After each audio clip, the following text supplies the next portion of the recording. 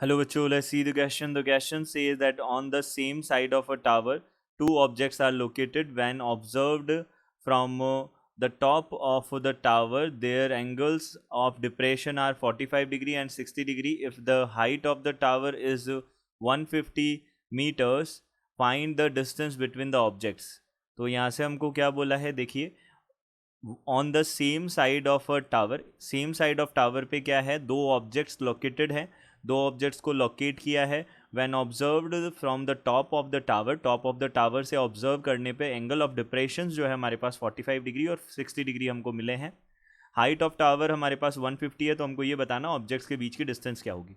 तो सबसे पहले हम यहाँ पे की कॉन्सेप्ट की बात कर लेते हैं. की कॉन्सेप्ट हमारे पास में क्या बनेगा, की कॉन्सेप्ट क्या बनेगा, देखिए, एंगल ऑफ डिप्रेशन जो है हमारे पास में 45 डिग्री एंड 60 डिग्री है. तो यहाँ से हम बोल सकते हैं angle of depression, angle of depression denotes, ये किसको डिनोट करते हैं, देखिए, हॉरिजॉन्टल से डाउनवर्ड एंगल को हम इस ये क्या करते हैं, डिनोट करते हैं. तो denotes the angle from the horizontal, from the horizontal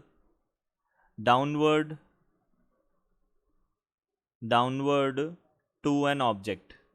तो डाउनवर्ड जो ऑब्जेक्ट है उसका जो एंगल बनेगा डाउनवर्ड हॉरिजॉन्टल से, उसे ही हम क्या बोलेंगे, एंगल ऑफ डिप्रेशन बोलेंगे. तो अब हम यहाँ से क्या बोल सकते हैं, देखिए, हमारे पास में क्या है, एक हाइट है, एक टावर है हमारे पास में.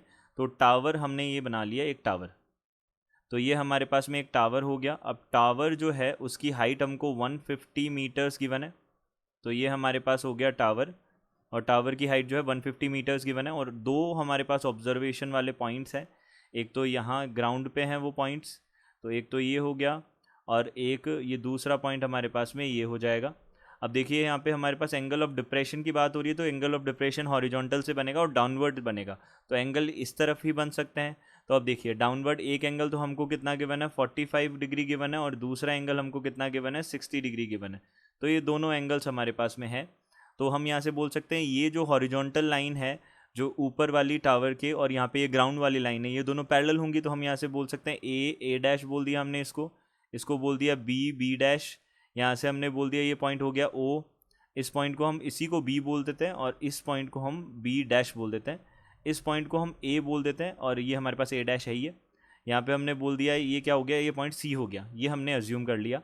अब देखिए, यहाँ से हम बोल सकते हैं कि सिंस जो हमारे पास में यहाँ से हम बोल सकते हैं ए डैश जो है वो पैरेलल है किसके, बी डैश के पैरेलल है.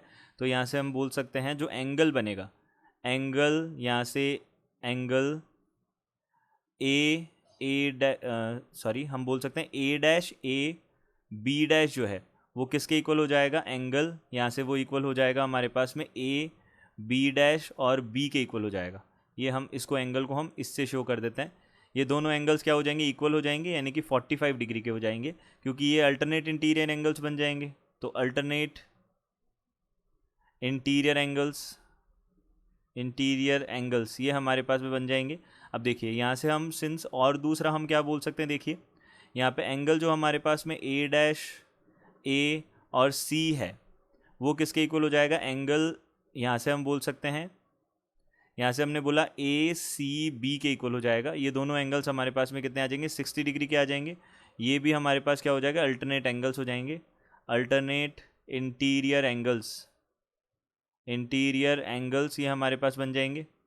ये हो गए हमारे पास एंगल्स. तो हमने बोला ये 60 डिग्री हो गया, और ये क्या हो गया हमारे पास में 45 डिग्री हो गया. ये एंगल्स हमने बना लिए. अब हम यहाँ से बड़े इजीली हम सारी वैल्यूज़ फाइंड आउट कर सकते हैं. हमको बोला डिस्टेंस बिटवीन द ऑब्जेक्ट्स, तो ये बी डैश और बी सी के बीच की हमको डिस्टेंस बतानी है. तो हम यहाँ पे ट्राइंगल कंसिडर कर लेते हैं. सबसे पहले triangle A B dash B में, तो in triangle A B dash B, यहाँ से हमने बोला सबसे पहले हमारे पास में हम क्या बोल सकते हैं, यहाँ पे परपेंडिकुलर है और बेस हमको फाइंड आउट करना है. तो टेन थीटा का यूज़ करेंगे. तो 1045 इज इक्वल्स टू, यहाँ से कितना हो जाएगा, A B upon perpendicular upon base कितना हो जाएगा, बी डैश हो जाएगा, सॉरी, यहाँ से बेस कितना हो जाएगा, बी डैश हो जाएगा ये बेस. अब देखिए, यहाँ से परपेंडिकुलर तो हमारे पास में कितना है, 150 डिग्री है और एंगल कितना है 45 डिग्री, 1045 का वैल्यू 1 होगा, तो यहाँ से बी डैश जो है हमारे पास में कितना आ जाएगा, बी डैश बन जाएगा हमारे पास में 150 मीटर्स बन जाएगा। ये बन गया हमारे पास में, इसको हम इक्वेशन नंबर फर्स्ट बोल देते हैं। अब हम बोल देते हैं यहाँ पे in triangle A C B, यहाँ से ए सी बी या ए बी सी बोल देते हैं, दोनों में से कुछ भी बोल सकते हैं। ये हमारे पास कितना हो जाएगा 10, यहाँ से 60 डिग्री, ये 1060 डिग्री इज इक्वल टू कितना हो जाएगा A B upon perpendicular upon base हो जाएगा अगेन बी सी। तो यहाँ से हमने बोल दिया B C is equal to कितना हो जाएगा, यहाँ पे कितना हो जाएगा, हमको ए बी तो हमको गिवन है, अब ए बी हमको गिवन है तो हम यहाँ से बोल सकते हैं 10, ये हो जाएगा √3, और यहाँ से B C is equals to A B हमारे पास कितना हो जाएगा 150। तो यहाँ से हमने बोला B C is equals to 150 by √3, यहाँ से हो जाएगा मीटर्स, ये बन जाएगा, ये हो जाएगी इक्वेशन नंबर सेकंड। अब हमको तो बी डैश सी निकालना है, तो हम यहाँ से बोल सकते हैं ऑब्जर्वेशन का जो डिफरेंस है, जो ऑब्जर्वेशंस है या ऑब्जेक्ट्स जो हैं, हम बोल सकते हैं ऑब्जेक्ट्स के बीच की डिस्टेंस, तो distance between objects, distance between objects जो हैं वो हमारे पास क्या हो जाएंगे, ये हमारे पास बन जाएंगे ये हमारे पास बन जाएगा क्या 150, एक तो है 150 और एक हो जाएगा 150 माइनस 150 बाई √3, यहाँ से ये कितना हो जाएगा, अब इसको सॉल्व कर सकते हैं हम, यहाँ पे मीटर्स में आ जाएगा ये, तो यहाँ से हमारे पास क्या आ जाएगा 150 माइनस, अब देखिए यहाँ से हमारे पास 150 डिवाइडेड बाई इसका वैल्यू 1.73 मीटर्स, ये बन जाएगा यहाँ पे 150 और माइनस इसमें से हमने डिवाइड किया तो कितना बना 86 पॉइंट, यहाँ पे कितना हो जाएगा 70 बन जाएगा, ये हमारे पास में क्या बन जाएगा मीटर्स में आ जाएगा।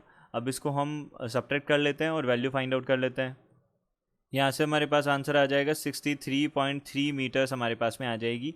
तो हम बोल सकते हैं ऑब्जेक्ट्स के बीच की जो रिक्वायर्ड डिस्टेंस है वो कितनी आ गई हमारे पास 63.3 मीटर्स आ जाएगी। I hope you understood it well, good luck, thank you.